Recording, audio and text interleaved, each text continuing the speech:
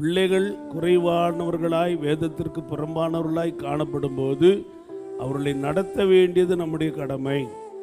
அப்புறம் அவங்க இப்படி சொல்லிட்டாங்க பாஸ்டர், இவங்க என் பிள்ளை இப்படி சொல்கிறாங்க பாஸ்டர். எங்கள் வீட்டுக்கு பக்கத்தில் மேரின்னு ஒரு அம்மா இருந்தாங்க. எங்கள் அம்மா அவங்க ஸ்கூலில் அவங்களுக்கு இந்த சத்துணவு வேலை வாங்கி கொடுத்தாங்க. எங்கள் அம்மாவை ரொம்ப நேசிப்பாங்க, அக்கா அக்கான்னு கூப்பிடுவாங்க எப்போது வீட்டுக்கு.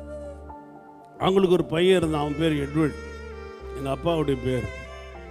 அவன் ராத்திரி ஆனால் இந்த பக்கம் ஒரு காலை வைப்பான், அந்த பக்கம் ஒரு காலை வைப்பான், நேராக நடக்க மாட்டான், தள்ளாடின்னு நடப்பான்.